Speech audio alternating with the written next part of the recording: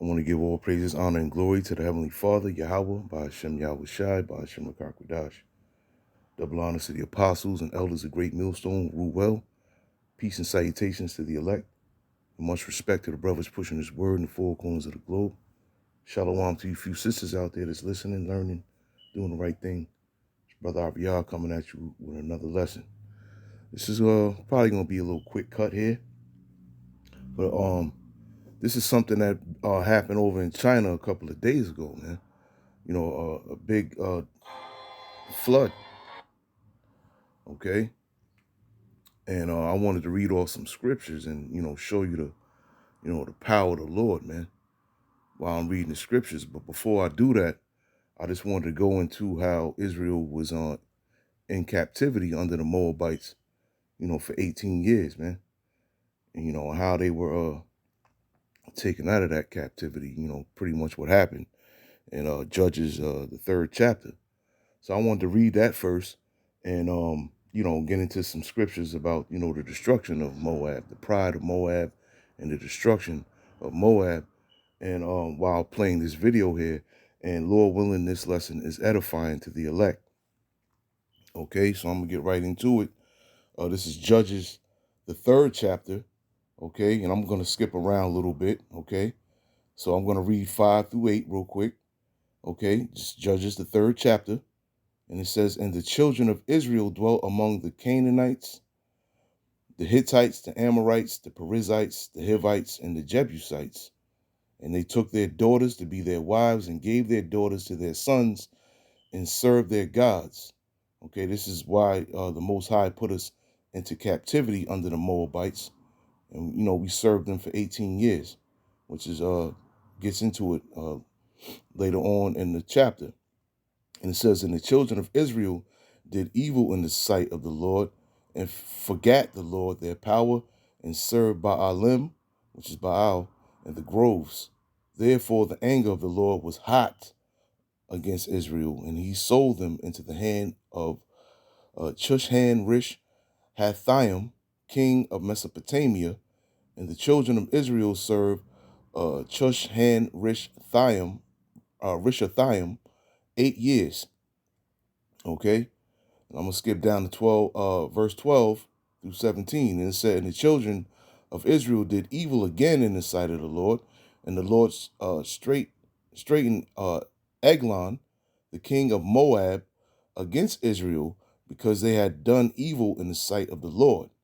Okay, this is talking about the beginning of the captivity of the Israelites under the Moabites.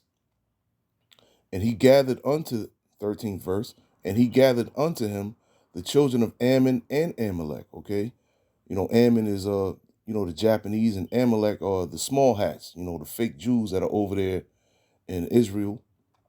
Okay, as well as the fake Jews you see over here today in the land of America.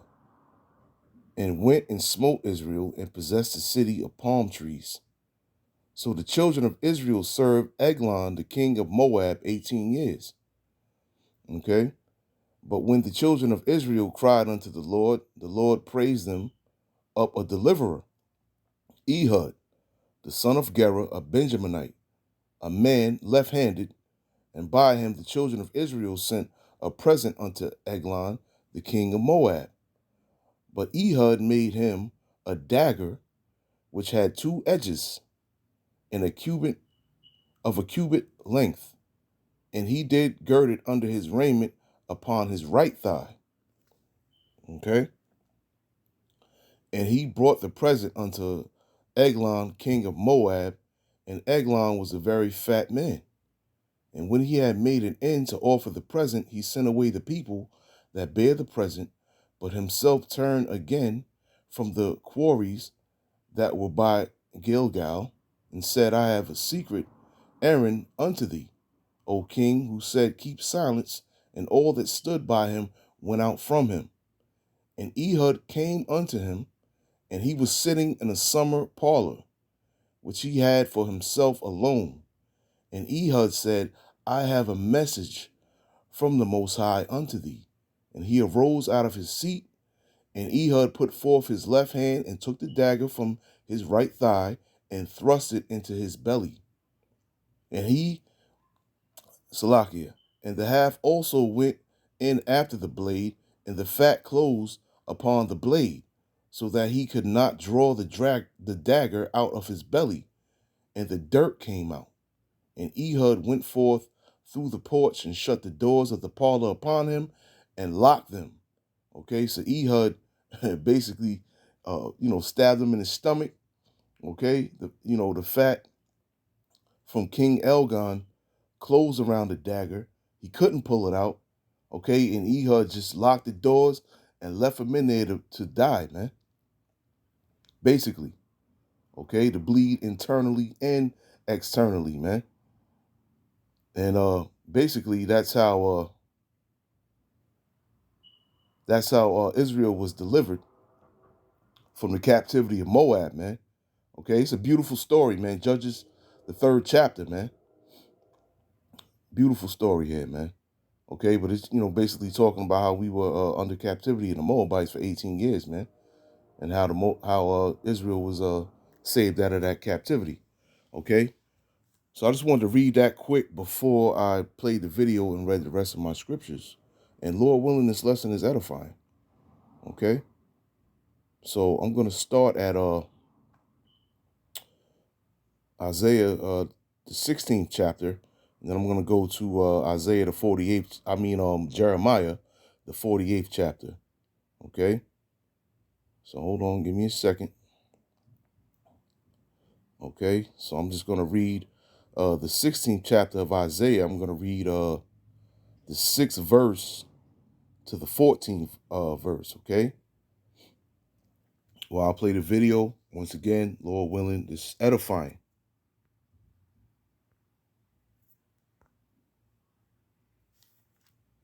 Okay?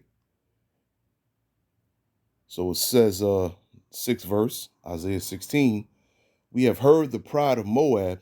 He is very proud, even of his haughtiness and his pride and his wrath, but his lies shall not be so. Therefore shall Moab howl for Moab. Everyone shall howl for the foundations of Kohareseth,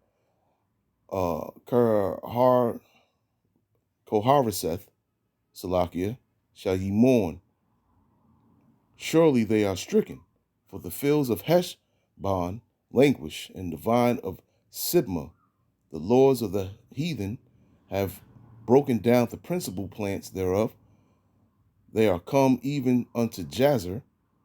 They wandered through the wilderness. Her branches are stretched out. They are gone over the sea. Therefore I will bewail with the weeping of Jazer. The vine of Sibmah I will water thee with my tears, O Heshbon and Elealeh, for the shouting for thy summer fruits and for thy harvest is fallen. All gladness is taken away and joy out of the plentiful field, and in the vineyards there shall be no singing, neither shall there be shouting. The treaders shall tread out no wine in their presses. I have made their vintage shouting the cease, or to cease. Wherefore my bowels shall sound like an harp for Moab, and mine inward parts for Kirisheshes. And it shall come to pass, when it is seen that Moab is weary on the high place, that he shall come to his sanctuary to pray, but he shall not prevail. This is the word that the Lord has spoken concerning Moab since that time.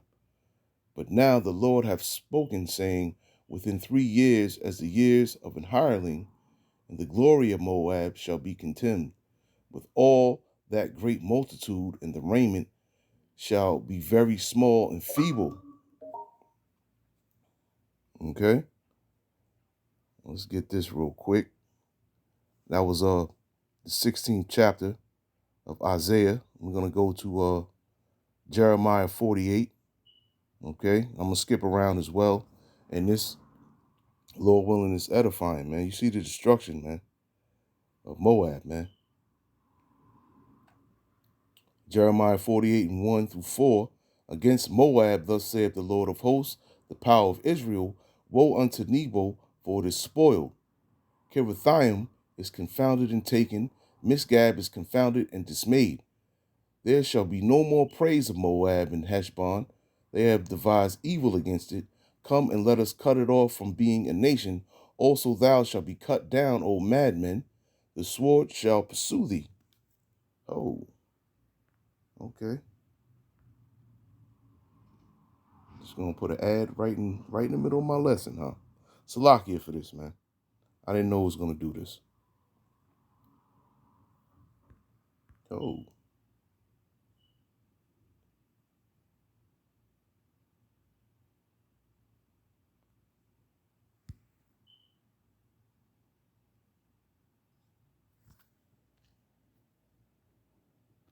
Oh, what happened?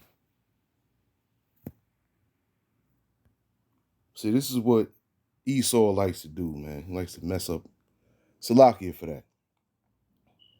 They shall be no more praise in Moab and Heshbon. They have devised evil against it. Come and let us cut it off from being a nation. Also thou shalt be cut down, O madman. The sword shall pursue thee. A voice of crying shall be from uh, Horonaim, spoiling the great destruction. Moab is destroyed. Her little ones have caused a cry to be heard. Okay? I'm going to skip down to 15 and 16. Moab is spoiled and gone up out of her cities, and his chosen young men are gone down to the slaughter, saith the king whose name is the Lord of hosts. The calamity of Moab is near to come, and his affliction hasteth fast. Verse 20. Moab is confounded, for it is broken down. Howl and cry. Tell ye it in Arnon that Moab is spoiled. Okay, this is 25th verse, 29th verse. The horn of Moab is cut off, and his arm is broken, saith the Lord. Make ye him drunken, for he magnified himself against the Lord. Moab also shall wallow in his vomit, and he also shall be in derision. For was not Israel a derision unto thee? Okay, that's what we went into in Judges 3. Was he found among thieves? For since thou spakest of him, thou skippest for joy. O ye that dwell in Moab, leave the cities and dwell in the rock, and be like the dove that maketh her nest in the sides of the hole's mouth. We have heard the pride of Moab. He is exceeding proud, his loftiness and his arrogancy and his pride and the haughtiness of his heart. Okay? Skip down to 38. There shall be lamentation generally upon all the housetops of Moab and in the streets thereof, for I have broken Moab like a vessel, wherein is no pleasure, saith the Lord. Okay, skip down to 42 through 44. Let's see who we got. Yep. I'm just going to 42 through 44. And Moab shall be destroyed from being a people, because he hath magnified himself against the Lord. Fear in the pit and the snare shall be upon thee, O inhabitant of Moab, saith the Lord. He that fleeth from the fair shall fall into the pit, and he that getteth up out of the pit shall be taken in the snare, for I will bring upon it, even upon Moab, the year of their visitation, saith the Lord, Yahweh Bashem Yahushai. 46 and 47. Woe be unto thee, O Moab, the people of Chemosh perish. For thy sons are taken captives, and thy daughters captives. Yet will I bring again the captivity of Moab in the latter days, saith the Lord. Thus far is the judgment of Moab, man. Okay? And we're definitely waiting to have, these Moabites in captivity in the kingdom as well, man. Okay? All the nations, that had us in captivity, we're gonna have them in captivity, man, in the kingdom. Okay? So these things are soon to come, Lord willing, man. Okay? So I just wanted to go into that, man. The spirit came on me to go into it. Salakia for the video mishap, man. Okay? Lord willing, this lesson was edifying, man. Like I said, I apologize for the mishap in the video. It wasn't intentional. It was just something that happened. You know, so I just want to say shalom to the next one, man.